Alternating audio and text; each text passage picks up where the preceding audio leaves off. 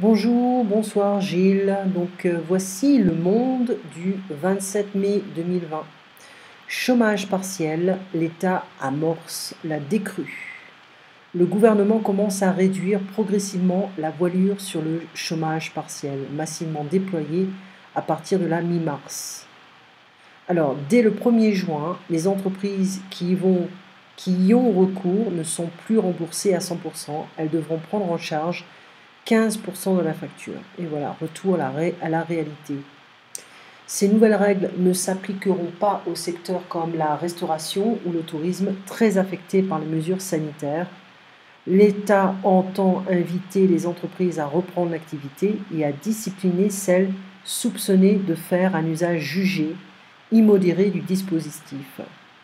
Le Monde a recueilli des témoignages de salariés placés en chômage partiel, mais qui affirment avoir travaillé. Donc il y a eu pas mal d'abus en fait. Voilà. Vol spatial habité, le retour des États-Unis.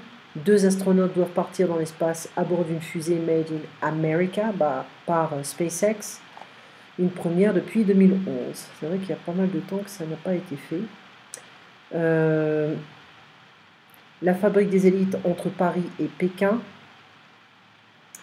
Qu'est-ce qu'on a ici? Toujours Plantu. Il n'y a plus de nation, en fait, tout est brouillé, tout est un brouillon.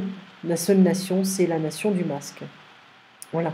Donc ça, on voit les principaux indicateurs du suivi de Covid-19 en France. 25 mai, bon, ça a diminué, mais quand même encore des cas. Le déconfinement, on voit encore une chute du nombre de cas, mais pas aussi dramatique. Hospitalisation, donc moins d'hospitalisation par jour, toujours quand même. Admission en réanimation en soins intensifs par Covid-19 par jour depuis le 18 mars, quand même, on en a quand même pas mal encore, donc on verra. Le taux de passage aux urgences pour suspicion de Covid-19, donc c'est un petit peu en dents de scie ici. Nombre de tests PCR, CPR pratiqués en laboratoire pour détecter une infection. Donc c'est pas le CPR, c'est autre chose. Donc c'est vraiment en dents de scie ici. Taux de tests positifs pour recherche de Covid-19 par jour depuis le 10 mars. La difficile prédiction de l'évolution épidémique. Ça c'est certain. Voilà. Donc un petit peu, on fait un petit parcours ici, rapidement. Voilà. Je te l'enverrai. Ensuite, on a Les Échos, qui est un magazine économique. Enfin, c'est pas un magazine, c'est un journal. Donc, il sort tous les jours. Un plan pour doper la production de voitures électriques. Plus d'1 milliard d'euros de primes à l'achat de voitures. De nouveaux fonds d'investissement pour aider les entreprises. 1 million de voitures électriques produites dans l'Hexagone en 2025. D'accord. Bon, c'est un petit peu plus ennuyant celui-là, il est un petit peu moins philosophique, il est plus économique.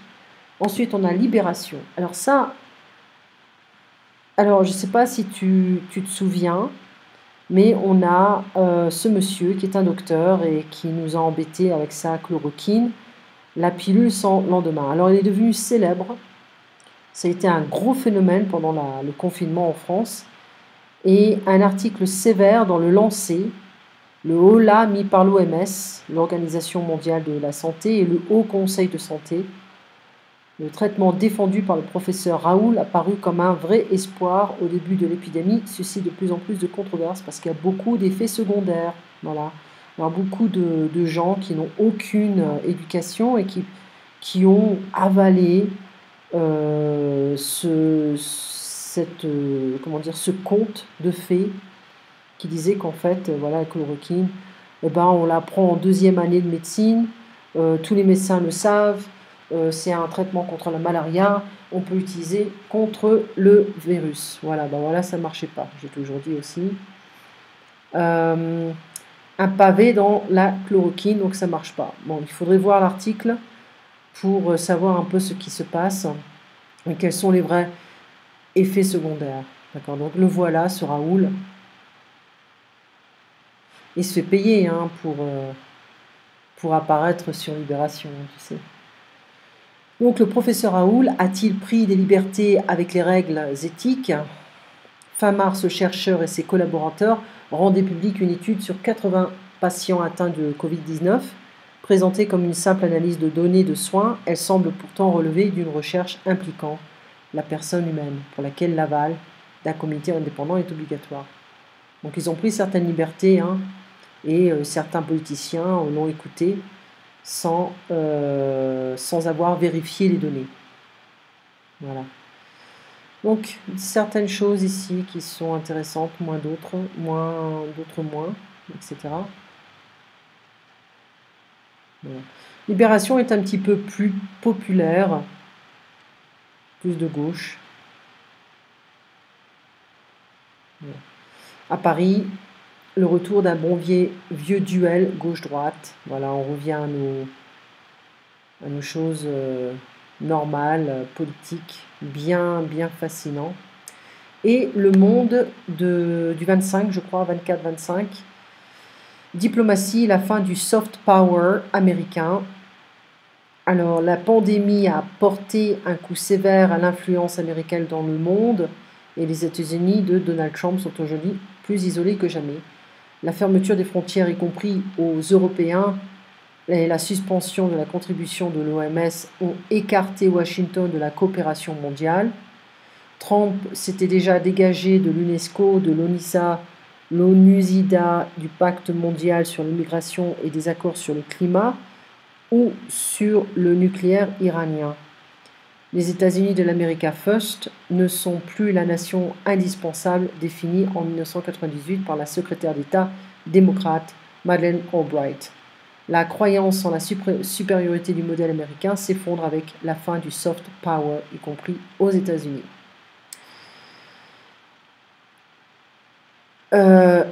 Intéressant, quarantaine, le Royaume-Uni impose 14 jours de strict isolement à tous les voyageurs venant de l'étranger. Ce n'est pas le cas en France.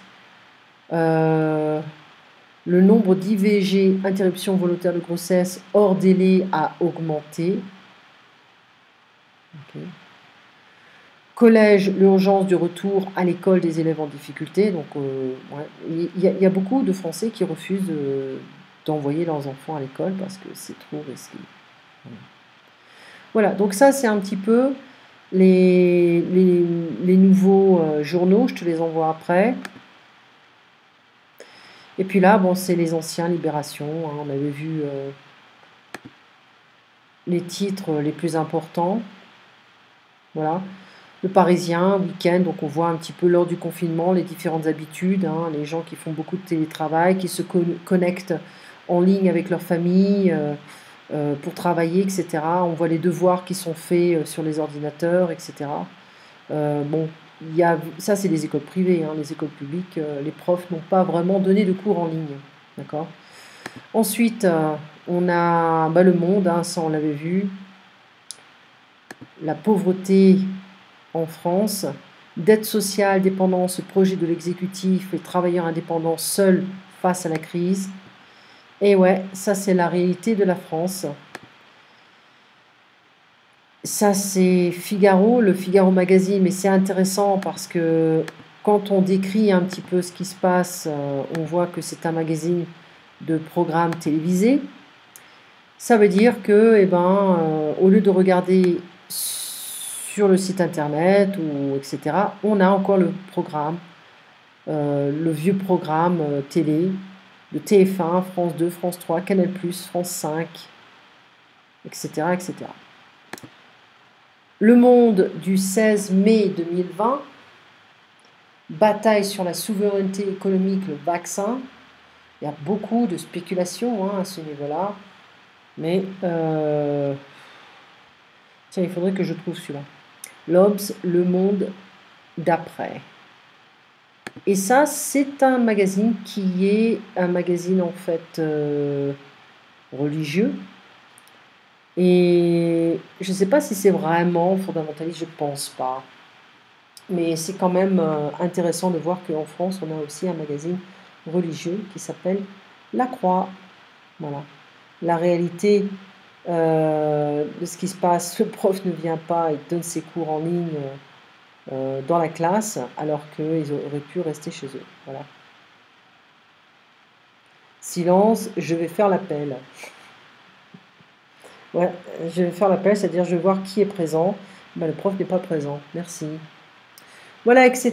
Donc, on avait vu un petit peu aussi Le Monde avec l'article sur le président brésilien qui, eh ben, franchement, sous-estime cette situation. Il n'est pas le seul. Et puis, quand on revient sur l'avant, pendant et après la crise, on voit un petit peu comment les grands pays se sont vraiment, enfin les pays les plus riches, hein, les premières puissances se sont comportés durant le confinement et durant la crise. D'accord ? On avait vu en fait l'éducation sexuelle à l'école, en France, dans les écoles publiques, et ben, c'est devenu quelque chose de plus ouvert. Bon, c'est vrai qu'on a encore, nous les parents, on a encore un peu de problème à ce niveau-là.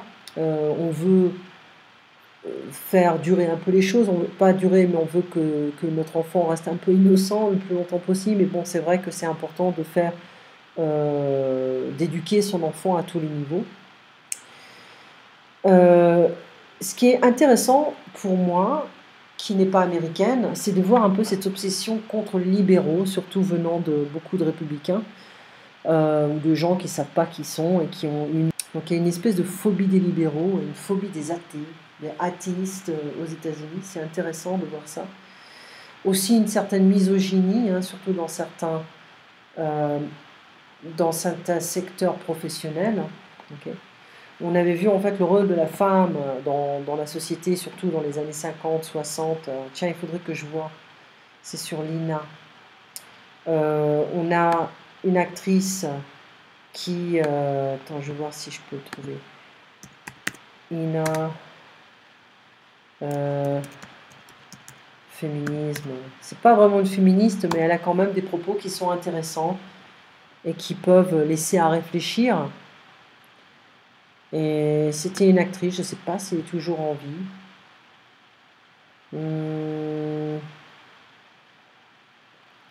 Attends, je ne sais pas où c'est. Parce qu'elle avait dit en fait, le rôle d'une femme n'est pas forcément de... ce n'est pas en fait le mari qui doit posséder la femme. C'est quand même important de laisser la femme. Non, c'est pas elle. Hein. C'est quelque part, c'est Lina. Et je vais pas le trouver. Bon, Simone de Beauvoir en féminisme, elle dit quand même pas mal de choses à ce niveau-là. On voit que quand même, malgré une carrière des enfants, on voit qu'il y a quand même encore beaucoup de frustration chez les femmes qui veulent en fait multiplier les tâches, mais il n'y a pas beaucoup de repos à ce niveau-là. D'accord ? Donc, mais bon, il faudrait que je vois cette vidéo. Dès que je la trouve, je te l'envoie. Et puis, on fait ça comme ça. Eh bien, sur ce, je te laisse. Tu passes une très bonne semaine. Et on se voit donc mardi prochain. Je t'envoie les journaux. À très bientôt.